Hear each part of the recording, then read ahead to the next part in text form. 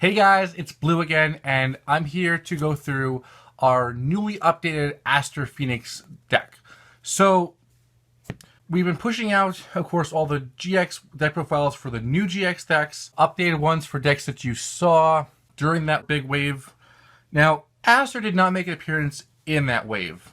However, it's a deck that we also have now recently, we tweaked it a bit. We dropped out a bunch of cards, cutting it down to exactly 40, which is what we're trying to do, and refine some of our old decks to bring them down to 40, or in some cases, as close to 40 as possible. Whereas originally, a lot of main characters played so many cards, we were lenient and said 50 is a good number because we wanted to really incorporate more of the cards that they played. But Aster has now made the cut down to 40, and again, something that we had come up with a while ago was that since we're now currently in, I guess, season 3 of GX, right? Obviously not the actual anime, but as far as our deck building is concerned, we're up to season 3. We're working on season 3 decks. We released a bunch. We have definitely more to come in the future. So we figured we'd also update Aster's deck to reflect season 3 more accurately. Now, unfortunately, also, we've only added one card because a lot of the new cards you played in season 3 we don't have printed yet. So, like last time, it's been updated to include the new Destiny heroes that came out not too long ago, but I will reiterate that because this is his GX deck, it does not have any of the Destiny heroes that he uses when he reappears in later series. So this is strictly GX. So it's been trimmed down a lot. It's definitely a lot leaner. It's definitely, better paced. And overall, it's still a very fun Destiny hero deck, and it just plays a lot better. So starting off is 3 copies of, as you saw, was D-Cubed. And like I had mentioned last time, and I will definitely sum up again for those of you who, of course, didn't see it last time, the white errata sticker, because when these Destiny heroes, as well as a lot of other monsters or cards recently, as they came to being printed TCG cards, Konami certain effects or changed some of the effects to give them more of a competitive edge. And while that's great for players who want to take these character cards to actual competitive duels, for people like Delta and I, and also many of you who are very passionate about the original anime or, GX, but the animes themselves, the changes are kind of, I don't really care for them. I'd be fine with the original printings. But regardless, so all we've done is errata it, and in D-Cubed's case, we just dropped that last effect, which lets you send Destiny Hero from your deck to your graveyard. Definitely great for competitive reasons, but for anime, it's a little bit more than what we're looking for. So it just maintains its effect that you can summon it. Now, it does work a little bit differently in the anime. The summon conditions are a little bit different. The other one requires you to have multiple copies of D-Cubed. This one lets you just have one, and you can discard 2 cards. So the summoning has changed a little bit, but we're not worried about that. This makes it a little bit easier to summon, less cumbersome than the anime, but all we really did was just drop that last effect. The first effect is fine. It's what it does. So moving on, we have Destiny Hero Dreadmaster, followed by Destiny Hero Captain Tenacious. So again, a lot of the Destiny Hero archetype is weaker monsters that have effects that, through one means or another, help support your other monsters, as opposed to the elemental heroes, which were very, very fusion-based, and the core 4 had no effects. But I'll admit they had better, attack and defense stats than some of these Destiny heroes. But they work different ways. It's nice to see that they're not complete, mirror images, but they have, similarities and dissimilarities. So next is Destiny Hero Celestial. So again, it was that same batch of new Destiny heroes and the ones that pertain to the anime. Now, Celestial also got, a new effect. And again, it's great for these cards to be taken competitively, so you can actually play, character cards in what's really the current format. So as opposed to just with your friends at home, you can actually go to real tournaments and play anime cards. It's a really, really cool thing, and I'm really happy to see it. But again, for the way we here at YuGiOh Anime Games use character cards for the most part, again, sometimes the changes are, okay, we kind of just do it case by case. We did change it. The first effect is more or less straight out of the anime. The one change, this is not the errata. I'm not saying this is what we changed. One of the changes Konami made in the first part of the effect is that the anime one did equip spells, and ours does just face-up spell cards. You know, and that makes complete sense because equip spells are very uncommon, unlike the anime, especially when Aster's scripted to duel against Jaden, who plays tons of equip spells, which are not in his deck. If you need an answer on that one, go see our new Jaden Season 1 deck profile. I cover that. So that's an adaptation that it's very rational. It makes it more playable for, you know, what you'd probably see with this card. But it's the draw effect at the end we kind of felt was like, you know, it's great, but Aster has enough draw cards really for a character deck, so we didn't really feel that that was necessary. So again, like DQ'd, all we did was drop the second effect. The first effect, and both of them is slightly changed. The TCG version is slightly different than the anime version, but it's rationalized, it's grounded, it's translated to a way that makes sense.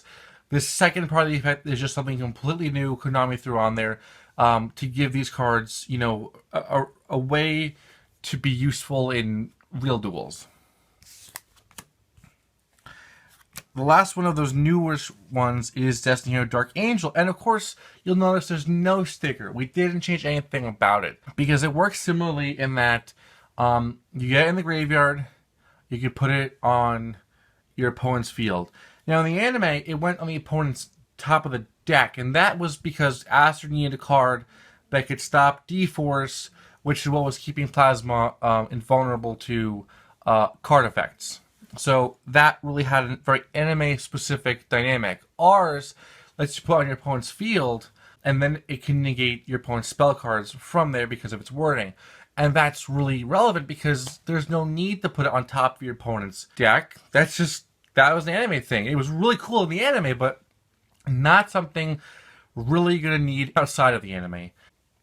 At least not without the, you know, D-Force being printed. So anyway, the only thing that's been added onto it was each player choosing a spell card. You know, to be honest, because it benefits both players, we didn't care enough. Arguably, we could have changed it like the other ones and just nullified the last effect, but this time we didn't really care enough. But so this is, again, the Destiny Heroes, these new cards, a lot of other cards Konami's printing from the anime have what I like to call rationalized effects. So that the effects are changed. The first effect, a derivation of the effect from the anime that's more practical, more reasonable based on the way a lot of cards play in the TCG or the OCG. The second effect is thrown on just to help give them a boost. So anyway, that's as far as, you know, the erratas in this deck. You know, there's nothing else that's really been changed in this deck. So I'll leave it with that. And the rest of the deck profile, I promise you, will be quicker. I just did want to touch on those because, you know, we always get questions about, you know, why things are a certain way. And it's kind of Delta and I just like figuring out what works best, what we like, don't like for the way our decks play. So moving on is Destiny Hero Dasher, Defender, Diamond Dude, who once had his own competitive deck, Disc Commander. Definitely a lot of Destiny Heroes themselves made it into competitive play. That's why Disc Commander got himself banned at one point. So having competitive based Destiny Hero monsters is really cool because, again, a couple of them did see competitive play in various decks. So, you know, it's not like uncommon for the, you know, it's not like surprising. It's not new for Destiny Heroes to make competitive play. Dogma, one of my favorites, ultimate Destiny Hero, you know, boss. Well, arguably Plasma 2. But just a favorite of mine because of how massive his attack point. And his effect is, just cut your opponent's life points in half. It's like, no big deal. Doomlord. Double Dude. Dreadmaster. Another one of the bosses, but a little bit harder to pull off sometimes. But, you know, if you do, it's great advantage. Destiny Hero Dread Servant. So this is the new card we have from Season 3. Even though it's still Aster's Society of Light deck from Season 2, that's really when we met Aster. That's when we saw the bulk of his decks. Now, if he adds a card or two here and there, it's not something that we're going to really sit there and kind of say it's a Season 2, 3 deck. It's based in Season 2.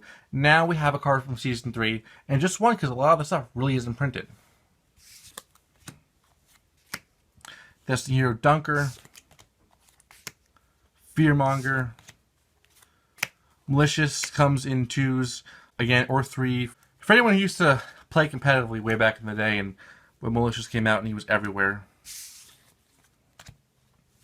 The last monster, Destiny Hero Plasma.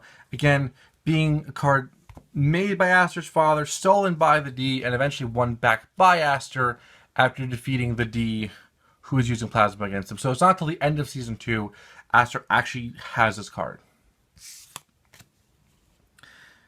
Now, starting off the spells is Clock Tower Prison. So Season 3 had a little bit more for Clock Tower Prison with Dread Servant to really build the whole Clock Tower Prison and Dreadmaster system. Clock Tower Prison being like, you know, your best defensive card, because once you have those 4 counters, you take no damage, and if you really needed to, you could drop Dreadmaster and do a lot of damage. Cyclone Blade, D-Spirit, Dark City, Destiny Draw, followed actually by Graceful Charity. So again, we felt that was more than enough draw power for Aster, so we didn't feel the need to keep Celestial's effect, because he also has Pog Greed in, in a couple cards. So Magical Stone Excavation, so he could even get back any of the draw cards right on a spell he wanted to. So Mausoleum of the Emperor, there's not too many tributes in this deck that you can really just tribute summon. Most of them are special summons, but for ones that are, this does give you that advantage. Misfortune, always a fun card because it's just straight damage. Like I said, Pot of Greed.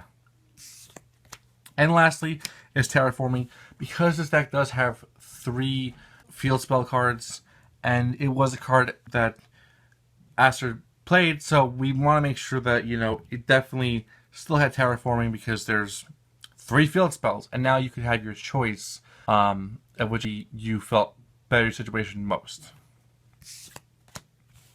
And again, like, one of the cards that we dropped out was Over Destiny. It's a card I like. It's a really cool looking card, and its effect can be useful, but in order to keep the deck at 40, we made a bunch of cuts of cards that we played rarely, or, cards that just were overall unhelpful, and that was the problem. That's how our decision-making process works with trimming down decks, is like, did the character play this card? Yeah, they've played just about all the cards in our decks.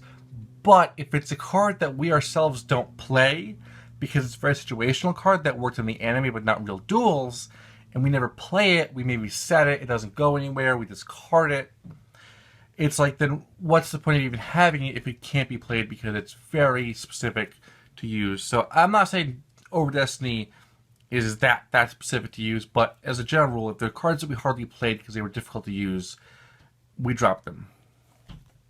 So D-Chain,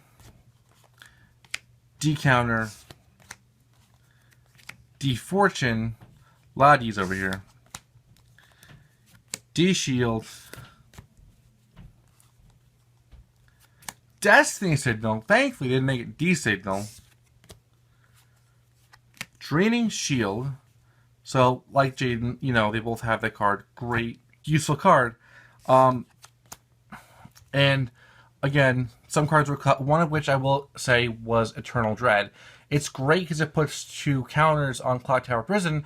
It's bad because all it does is put 2 counters on Clock Tower Prison, and now we have Dread Servant. So even though that was a card that was definitely used in Season 3, it's a card we still dropped because attempt to make the deck more useful, we felt that it was an incredibly specific card, and overall, not a card that we would really miss. I want to note that we know it was in Season 3, but unfortunately, it's not a card we felt was really worth keeping. And the last card is super generic Trap Jammer. So a card we saw, from multiple players in the anime, so it's not anything specific to Aster, it's not anything special. So that is Aster's deck profile. That's our deck for Aster as it currently stands. Again, it's Season 2. We dropped out all those E-Heroes that he used because they were very briefly used. And we dropped out some more cards that were just overall unhelpful. Again, they may have been cards he played, and he may have played them a couple times, but unfortunately, they were cards that didn't see much play in our anime duels, and we felt were better left out to make the deck just run a little bit better. So, thanks guys for watching. Don't forget to like, comment, subscribe, and stay tuned because there's always more cool content down the road from us.